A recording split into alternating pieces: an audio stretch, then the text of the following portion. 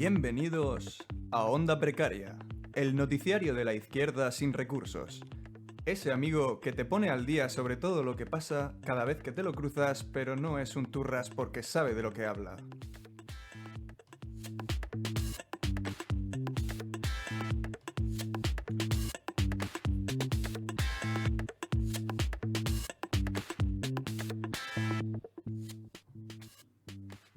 Así es, amigos, están escuchando Onda Precaria, el podcast que les iluminará el camino informativo como una antorcha frente a la oscuridad de la desinformación. Nos podéis encontrar en las redes sociales. Recordad que somos Onda Precaria, una pequeña luz en el firmamento mediático. Con Raúl Sánchez y Cristian Cuevas.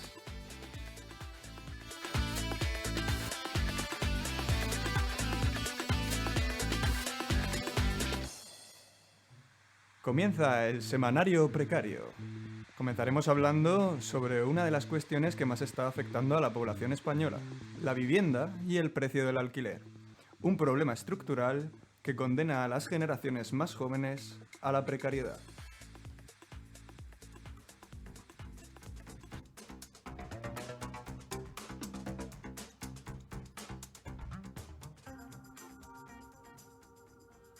Así es, Raúl. Y hablamos, cómo no, de la vivienda, de su precio y de la necesidad de no regular o intervenir un mercado que margina a toda una generación. Un mercado que permite a inmobiliarias y fondos buitre pasarle la manita por la cara a la Constitución y a aquel viejo derecho universal que decía que todo el mundo tiene derecho a una vivienda digna. Estamos viviendo un nuevo ciclo de especulación donde sube la oferta, pero el precio del alquiler no se reduce. De hecho, llega a subir más de un 50%. Para que los que nos están escuchando se hagan una idea, estamos hablando de una diferencia que podríamos categorizar en el siguiente ejemplo. Si en marzo de 2017 el alquiler medio estaba entre unos 680 euros, en junio de 2018 el alquiler medio llegaba a 1.097 pavos, con los puntos calientes de Madrid, Cádiz y Barcelona. Pero escuchemos lo que tienen que decir los sindicatos, en concreto el Sindicato de Inquilinos e Inquilinas de Madrid. Nosotros la interpretación que hacemos es que los alquileres, como habéis dicho, han subido mucho más, han subido más de un 50% y por lo tanto se han alejado de la realidad económica de las familias y del país, porque España durante los últimos 5 años ha vivido un nuevo ciclo de especulación. Un ciclo creado desde el Congreso con mecanismos políticos y nosotros ahora lo que estamos reivindicando simplemente es que se cumpla el acuerdo, no solo un acuerdo de gobierno, también es el acuerdo con más de 9.000 organizaciones sociales y sindicatos de trabajadores que también consideran que se tiene que aprobar una ley de vivienda que incluya la regulación del precio de los alquileres. Es importante recordar que 3 millones de personas están pagando alquileres abusivos que implican más de un 30% de sus ingresos en el alquiler, lo que hace prácticamente una misión imposible escapar de la precariedad. Los sindicatos y asociaciones piden al PSOE que se cumpla el acuerdo de gobierno pactado con Podemos y esas asociaciones de inquilinos. La solución pasa por regular el mercado y aumentar la vivienda pública. Vivienda como derecho básico, no como mercancía. Los sindicatos de inquilinos y asociaciones como la PA lo tienen claro y por eso le recuerdan al Banco Malo, la Sareb, un mensaje que no deben olvidar.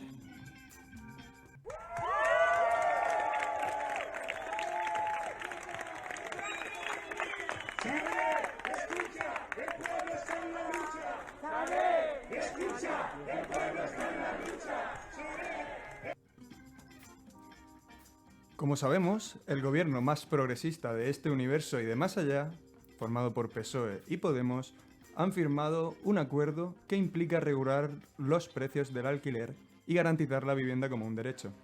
Así es, el ministro Ábalos ya ha movido ficha y ha lanzado una propuesta que tiene que ver con la reducción del IRPF, que actualmente se encuentra en el 60%. La medida se concretaría en unas bonificaciones de hasta un 90% para aquellos propietarios que les bajen la vivienda, el salario de la vivienda, a los jóvenes hasta un 10%. El salario de la vivienda, que no el precio. Vamos, para que lo entendáis, lo que quieren hacer es beneficiar a aquellos grandes tenedores o propietarios que se atrevan a bajar un 10% el alquiler de la vivienda a jóvenes o en zonas que tienen una gran tensión inmobiliaria para evitar tenerle que poner un tope al alquiler.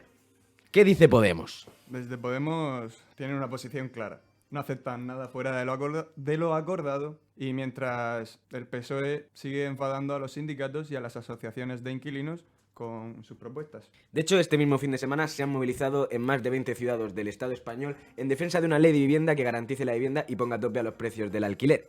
A su favor, tienen lo firmado en el acuerdo de coalición y de gobierno, que dice textualmente: se impulsarán medidas necesarias para poner techo a las subidas abusivas de los precios de alquiler en zonas de mercado tensionado.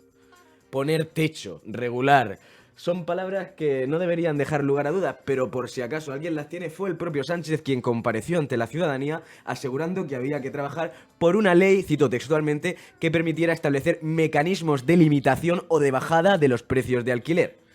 Ahora el PSOE se posiciona del lado de los propietarios, grandes tenedores y fondos buitres. Mientras tanto, Podemos se enroca en lo firmado. Lo que está claro es que si el PSOE sigue adelante con su propuesta, lo tendrá que sacar con el apoyo necesario del Partido Popular, amenazando así la continuidad del gobierno de coalición.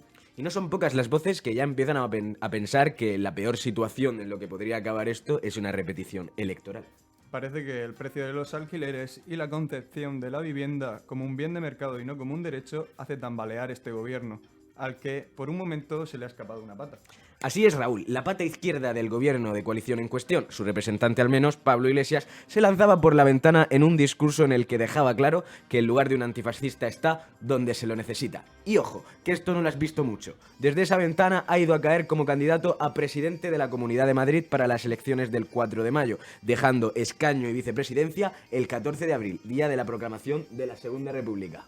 Ojito porque Pablito deja a Pedrito, deja la moqueta de Moncloa y el sillón azul para bajarse al barro local y tras tender una mano que ya ha sido rechazada a la izquierda errejonista, disputar la autonomía a la ultraderecha, valiéndose del efecto coleta. La mejor noticia de todo esto es que estamos más cerca de ver a Yolanda Díaz como presidenta del gobierno, ya que el aún vicepandemias la ha señalado como futura líder de la formación morada, anticipando su próxima salida, y ha encendido una chispa que llevaba tiempo dormida. De momento, nos tendremos que conformar con tenerla de vicepresidenta tercera. Pero ¿todo esto cómo ha pasado? Pues te lo diría yo, pero ¿por qué decírtelo yo cuando nos lo puede decir la gran televisión que tiene esta región, la 7, Televisión de Murcia, autonómica? A ver, pincha, ponla, a ver qué están dando. Espera, que estoy pillando interferencias, a ver.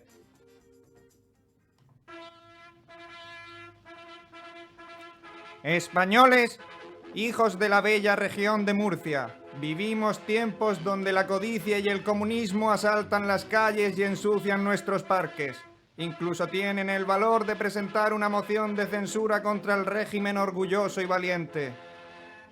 No se asuste el pueblo murciano, pues nuestro querido señor Don Teodoro y su buen señor Casado, haciendo muestra de su valor y gallardía, han puesto fin a la moción. Tal ha sido el peso del argumentario que las filas rojeras del Pomelo se han disuelto, liberando a 3 valientes políticos ciudadanos que formarán parte de este nuevo gobierno del paraíso murciano. Hasta que lleguen las siguientes elecciones y cambiemos las naranjas por melones. Murcianos y españoles de bien, podéis volver a dormir tranquilos porque otro día más la gloriosa región de Murcia resiste imbatible e incorruptible a las dentelladas venenosas y furtivas de Perro Sánchez y su ejército de invertidos masones y comuneros. Así será gracias a los 3 soldados de Cristo que con su box y su katana lucharán por una Murcia grande, libre y sin conesa. ¡Viva España! ¡Viva! ¡Viva el rey! ¡Viva! ¡Viva Frank!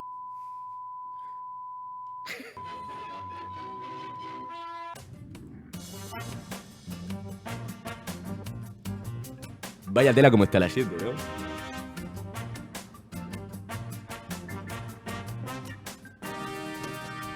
Estás escuchando Onda Precaria, la radio de los que no llegan a fin de mes.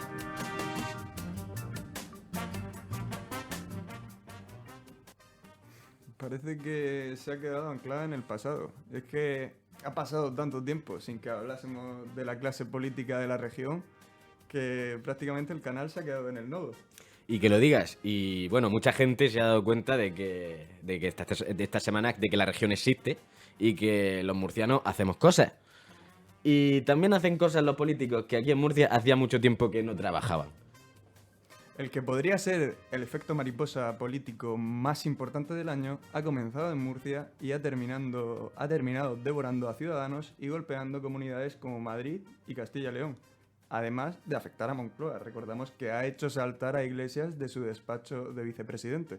Así es, Raúl. Muchos se hacen los sorprendidos y no entienden muy bien cómo ha podido pasar. Y eso tiene una respuesta muy sencilla, muy fácil. Resulta que los medios de comunicación obvian a la región de Murcia y su actualidad y los relegan al meme, la comedia y el folclore risueño. Por suerte vosotros contáis con Onda Precaria. Pocos se acuerdan ya de lo que era Lepe, pero Murcia se ha quedado relegada a lo que podría ser Lepe en aquellos momentos. Y es que los más interesados en la política de la región y la política de sus principales ciudades ya olíamos algo. De hecho, vamos a ponernos una medallita por el trabajo a medias bien hecho y en el guión vamos a decir que en el guión original de este programa, que iba a emitirse la semana pasada, ya hablábamos de un terremoto en el Ayuntamiento de Murcia, porque Mario Gómez, representante de Ciudadanos, denunciaba a sus socios del PSOE del PP por traiciones y por contratos amañados. Recordamos también el problema de la retroactividad de la nueva ley presidencial o el asalto de Martínez Vidal a la vicepresidencia a través de la reestructuración de gobierno que estaba tramando con miras. La verdad es que nosotros ya sabíamos que PP y Ciudadanos no se encontraban en su mejor momento, pero claro, para eso hay que seguir la actualidad de la región y para eso hay que tener valentía. Pero volviendo al tema de la moción, parece que esta era una posible estrategia de Pedro Sánchez y Arrimadas para reconstruir el centro-derecha y mantener vivo al Partido Naranja, construyendo desde Murcia y a fuego lento una alianza PSOE-Ciudadanos con la que poder dar de lado a morados y nacionalistas en un futuro próximo. ¡Ay! La debilidad del perro Sánchez por la naranja. Le gusta mucho el color naranja a Pedrito. Pero, sin embargo, esta vez la estrategia no ha salido nada, pero que nada bien. Y es que si Sánchez pretendía darle un poco de oxígeno a los naranjas, el paciente le ha estallado en las manos y ya nadie sabe qué hacer con los restos. Todo quedó en una moción de censura propuesta por Ciudadanos y PSOE que se fue al garete porque, sorpresa, tres diputados de Ciudadanos incumplieron la disciplina de voto, siendo expulsados, obviamente, de su partido a consecuencia. ¿Pero qué me dice Raúl? O sea, ¿se han quedado sin partido? ¿Se han ido? Eso parece. Pobrecito, ¿y qué va a ser de ello ahora? Con el frío que hace ahora en el grupo mixto. Nah, no te preocupes. Y es que estos días la Asamblea de Murcia, cita en Cartagena, se ha parecido más a un mercado persa que a una asamblea, en el que los votos, los diputados y las voluntades se vendían como esclavos al mejor postor, que en la región de Murcia siempre tiene un nombre y ese es Partido Popular. Así es, así es. Los tránsfugas de Ciudadanos no han dejado el acta de diputado porque han, de hecho, entrado al gobierno. Míguez y Álvarez como consejeros de Empresa y Universidades en el Ejecutivo. Y por su parte, Isabel Franco, la que ya era vicepresidenta y consejera de Igualdad, mantiene sus cargos y además mantiene el orgullo de participar en el primer gobierno de la historia de la democracia en Murcia y en España con políticos de ultraderecha. Así es, Murcia, como siempre, a la vanguardia de este país. Es curioso que Franco fuese la concejala de Igualdad y LGTBI. Pero lo cierto es que los trans de Vox entrarán al gobierno controlando la Consejería de Educación y Cultura, con el veto parental como su primera medida estrella, ya apalabrada tras tumbar la moción de censura y no negociar con PSOE y Ciudadanos. 3 votos contra la moción, apoyar los presupuestos, no convocar elecciones hasta 2023 y apoyar la modificación de la ley que permitirá a Miras volverse a presentar como presidente incumpliendo la limitación de mandato, es lo que vale dejar en mano de unos pseudofascistas la cultura y la educación de todos los niños de la región, por si alguien estaba pensando en comprárselo. En estos últimos días, las naranjas no han ocultado sus guiños a los expulsados de Vox. Le han quitado importancia al PIN parental, incluso les han animado a sumarse a esa loca aventura política que prometía traer sosiego, entendimiento y centro, pero que solo ha traído fascismo. Y entre ellos, claro, les cuesta entenderse. Algunos medios de comunicación como ABC o La Verdad indicarían que exdirigentes del PSOE se habrían reunido con Mabel Campuzano en su propia casa, que, otra vez sorpresa, es la favorita para ocupar el cargo de Educación en la región. Parece que le ha salido la jugada redonda a alguien y esta vez no ha sido a Redondo, aunque sí podríamos decir que es redondo. En efecto, López Miras va a mantener su gobierno con un par de parches y con un apoyo o casi rendición a la ultraderecha que opera y maquina a sus anchas en la región de Murcia, una región de Murcia gobernada por transfugas y Vox. No sé qué tiene Casado, que por donde pisa crece la ultraderecha. Y es que, como bien decía antes las 7, el presidente del PP en persona vino a Murcia a supervisar cómo el PP cedía la región a la ultraderecha a la espera de contentar así a los votantes de Vox en Madrid y asegurar la presidencia de Ayuso tras las elecciones del día 4. Espera. ¿Has dicho que hay elecciones en Madrid el día 4? Sí. ¿En serio llevamos hablando 20 minutos intentando hacer periodismo y nos hemos pasado todo este tiempo hablando de la vivienda, de Podemos, de Murcia, pudiendo hablar de las elecciones de Madrid, que es España? Por cosas como estas te pueden quitar el carnet de periodista. Así es, y si no ha quedado claro aún, el martes habrá elecciones en la Comunidad de Madrid. Y como señalamos al principio del programa, Podemos no irá junto a Más Madrid porque por algo hicieron los Monty Python un peliculón como La vida de Brian. Pues, si te parece, vamos a repasar las principales candidaturas, porque todas son interesantes. Ronda de candidaturas. Ronda de candidaturas. Disfruten la magia de la democracia. Y dígame, Raúl, ¿quién se presenta a estas magníficas y emocionantes elecciones? Por parte del PSOE, Partido Socialista Obrero Español, tendremos al candidato Gabilondo, un candidato soso, serio y formal. Así es, según su primer vídeo, su primer spot de campaña política, se define como un hombre soso, serio y formal. También se define como alguien que quiere pactar con Ciudadanos y con Más Madrid, pero que por lo que sea no quiere pactar con Pablo Iglesias, al menos no con este Pablo Iglesias. Qué gracioso este Gabilondo, ¿verdad?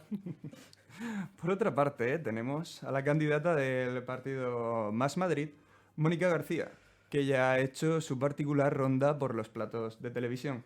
Mónica García, conocida como Lucky Luke por su agilidad con el gatillo, ya se ha dado varias vueltecitas por los medios de comunicación, que se llevan muy bien con Más Madrid. Hay que reconocer que Mónica García es una anestesista que ha luchado contra la pandemia no solo desde una parte política, sino también ejerciendo de sanitaria. Y bueno, Mónica García también ha lanzado un mensaje a Ciudadanos de interés de pactar para liberar a la ultraderecha y también le ha dado un capote a Iglesias reprochándole o riñendo un poco a Gabilondo por decir que no se puede vetar a nadie, excepto a la ultraderecha.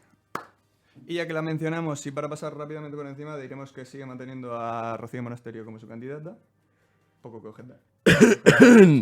No se sacó los títulos de arquitectura y firmaba planos. Vamos con otra candidatura de la ultraderecha por parte del PP. Isabel Díaz Ayuso, una grande y libre. Una grande y libre. Isabel Díaz Ayuso, que el domingo convocaba una rueda de prensa en Madrid y poco después la desconvocaba, pero ya había una aglomeración de personas y periodistas, por lo que, bueno, podemos decir que sigue haciendo sus cosas. Me parece curioso esos periodistas a los que invitaron y cuando llegaron allí les dijeron que no iba a haber trabajo, que no había rueda de prensa, y decidieron quedarse a ver si había rueda de prensa, como esperando, en algún momento saltará la sorpresa. Y hablando de saltar la sorpresa, por parte de Podemos tenemos al candidato Pablo Iglesias. Oh, Pablo Iglesias, del líder, el amado líder, el coleta loca. Y la otra gran sorpresa, Edmundo Val, por parte de Ciudadanos. Pues sí, así es. Ciudadanos ha decidido desprenderse de Aguado, ese líder tan carismático que movía masas como nadie nunca las ha movido en la historia, y presenta a Edmundo Val, un correoso portavoz del Congreso de los Diputados que se ha labrado su recorrido enfrentándose a los debates. Sí, ha trabajado, se le ha visto el pelo, ¿sabes? Y tiene una moto, además. Pero eso no es lo más importante, porque te dirá, si se va Edmundo Val, ¿quién entra en Ciudadanos en el Congreso? Un momento. ¿Puede ser ¿Sí? que no me acuerde del nombre? Puede ser que no te acuerdes del nombre, pero sí del partido. ¿Puede ser que sea UPyD? Efectivamente, españoles, es un momento de celebrar porque vuelve UPyD a la política española. Para que vuelva UPyD a la política española solo tenéis que votar a Ciudadanos en Madrid porque Cristiano Brown, no sé cómo te olvidas de un nombre tan carismático como Cristiano Brown, vuelve al Congreso de los Diputados de España si Edmundo Val consigue escaño en la Comunidad de Madrid. La vuelta del partido que nadie esperaba. UPyD.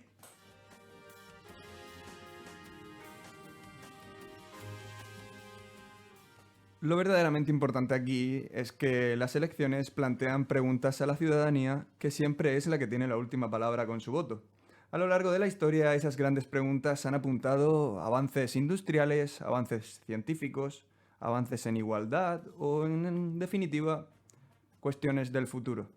Esta vez, los ciudadanos de Madrid tendrán que afrontar la elección que todos enfrentamos una vez en nuestras vidas: comunismo o libertad.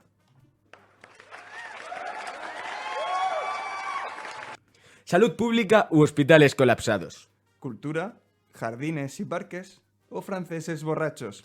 España o fascismo. Nosotros lo tenemos claro. Comunismo y libertad.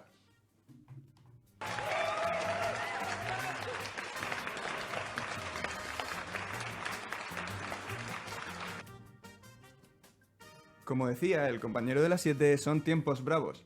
Y me alegra saber que la sociedad de la región de Murcia no ha dejado de luchar. Estos últimos días se han sucedido diferentes movilizaciones y hay muchas más en camino. Desde Onda Precaria estaremos para daros voz y cobertura a los temas más importantes. Hacer de tu lucha Nuestra lucha.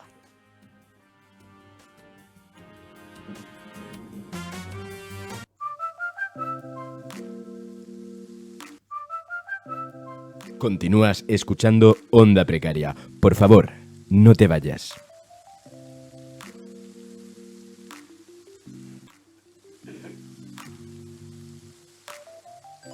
Bueno, chicos, y estamos llegando al final. Vamos ahora con las noticias Around the World, porque no hay que olvidar que vivimos en una sociedad. Y dentro de esa sociedad hay dos grupos empeñados en discutir: la USA y la Unión Soviética, a.k.a. Rusia. Esta vez ha sido el presidente estadounidense quien ha llamado asesino a nada más y nada menos que el líder ruso Putin. Putin se ha dedicado a desearle que tenga buena salud. Y podríamos decir que... Algo me dice que la necesito. Porque recuerden a ese abuelito que se caía subiendo unas escaleras e imagínanselo diciéndole a Putin: tú, asesino, te vas a cagar. Ese es el verdadero sueño americano. Desde luego, a quien no le quita el sueño es a Putin. Al parecer, todo viene de una posible injerencia de Rusia en las elecciones estadounidenses a favor de Trump, cosa que lleva repitiéndose muchos años, que probablemente Moscú hizo y que probablemente también Moscú no va a dejar de negar. Pero bueno, como la historia siempre se repite y siempre tiene a los mismos protagonistas, vamos a mover el foquito y lo pondremos en Europa, por ejemplo. Hablemos de Europita, porque esta semana han sucedido ciertos asuntos dignos de comentar, como por ejemplo que la Subcomisión de Seguridad y Defensa del Parlamento Europeo ha solicitado que se investigue la presencia de militares neonazis en el ejército español, incluyendo oficiales y suboficiales. La petición ante la OTAN coloca al ejército español bajo el foco internacional y la verdad es que no se han cortado mucho. No te creas que han intentado disimular que son un poco bastante fascistas. De hecho, aquí en Murcia sabemos de lo que hablan. No en vano, desde los medios de comunicación como Diario Público o Infolibre, se ha señalado a varios militantes murcianos como el capitán del Ejército del Aire, Antonio Meroño Jiménez, y lo repito, Antonio Meroño Jiménez, señalado por pertenecer a grupos neonazis al ser reconocido exhibiendo simbología fascista y compadrear con grupúsculos neonazis como lo nuestro, herederos de los ilegalizados Hammerskins. Lo que viene siendo un tremendo máquina. Y cómo no, del Ejército del Aire, con su base en la región. Claro que no sí. Podía ser. Como veis, Murcia de nuevo a la cabeza de la agenda mediática. Pero nos vamos a ir hasta Reino Unido para comentar una nueva victoria de los obreros frente a las grandes empresas. Esta vez han sido los conductores de Uber. 70.000 conductores conseguían que el Tribunal Supremo fallara el pasado 19 de febrero a favor de los trabajadores, obligando a la empresa a garantizar el acceso a todos los derechos básicos del trabajador, así como a vacaciones pagadas, reconociéndolos como trabajadores y no como autónomos. Así es, Raúl, los conductores de Uber cobrarán por vacaciones en base al 12,07 de sus ganancias, serán enrolados automáticamente en un sistema de pensiones al que contribuirá la empresa junto con el trabajador, además de una factura en concepto de compensaciones de hasta 12.000 libras, unos 14.000 pavos para cada uno de sus trabajadores. Una buena noticia para nuestros riders, que pueden encontrar en la sociedad inglesa un ejemplo de lucha para conseguir los objetivos que están sometiendo a tantos falsos autónomos. No en vano, pronto saldrá la ley Rider, la que está trabajando la ministra de Trabajo, Yolanda Díaz, que contempla a los riders como trabajadores asalariados y no autónomos, además de publicar los algoritmos que sujetan la realidad laboral de estos trabajadores. Estas medidas están inspirándose en varias sentencias europeas que señalaban ya ese camino. Otros ciudadanos que también creen que sí se puede son los ciudadanos de Berlín, que han puesto en marcha una iniciativa para expropiar más de 200.000 viviendas a grandes empresas. Así es, no estamos hablando de Venezuela, ni de Cuba, ni de Irán. Han oído bien, se trata de Berlín, Alemania. Allí, unas 240.000 viviendas de la ciudad, propiedad de grandes empresas que poseen más de 3.000 pisos, que no son pocas, se estarían poniendo en tela de juicio para ser, como han dicho, nacionalizadas. Se trata de una iniciativa popular en la que disponen de 3 meses para conseguir 170.000 firmas y poder convocar un referéndum. Si lo consiguen, la consulta se celebrará el 26 de septiembre, el mismo día que las generales y las regionales de Berlín, a las que por cierto, no hay que quitarle ojo.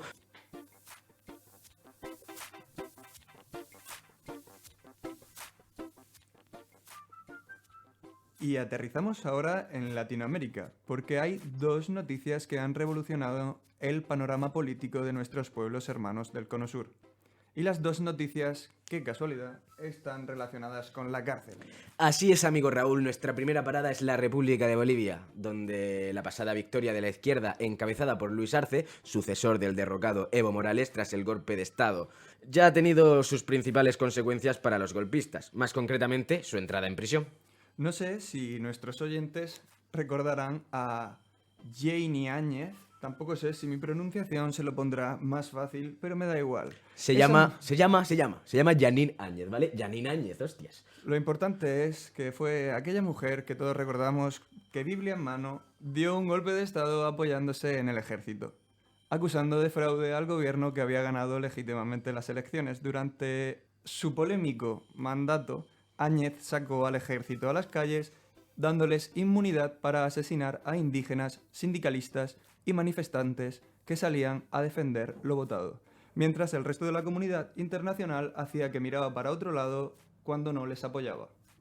Así es, Raúl, la justicia boliviana por fin ha encarcelado preventivamente, eso sí, a Janine Áñez y 4 ministros de su gobierno que serán juzgados por delitos de terrorismo, sedición y conspiración.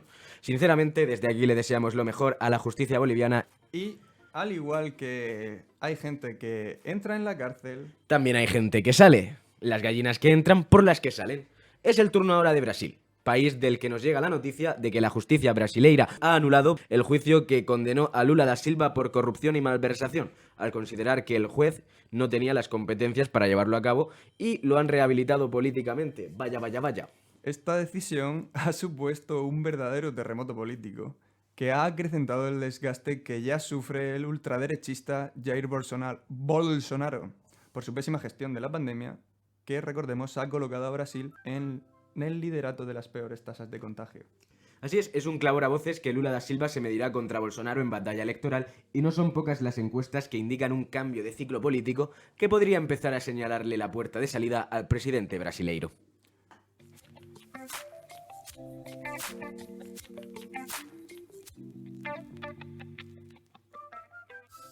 Y para terminar este seminario cargado de información, risas, sorpresas y más diversión, miramos a nuestros vecinos del norte y nos vamos a Francia, donde la pasada semana el presidente de la República, Emmanuel Macron, y el presidente del gobierno, Pedro Sánchez, celebraron un acto fraternal para poner en valor y defender a los republicanos españoles de la 9 que lucharon contra el fascismo liberando París de los nazis.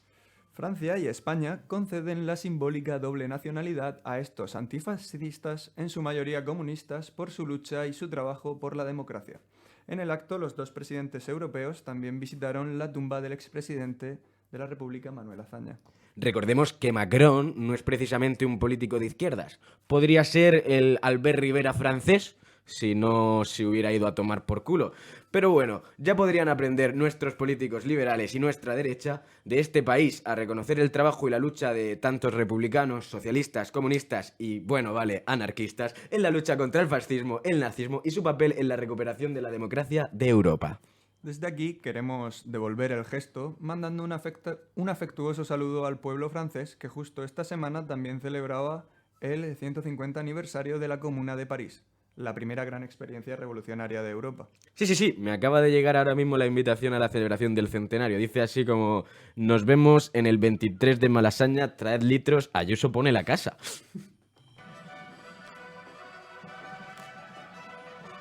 Un saludo a todos los franceses borrachos que están invadiendo Madrid. Hoy más que nunca son necesarias las 3 palabras que cambiaron el curso de la historia en Europa y en el mundo. Liberté, igualité y ponme otra.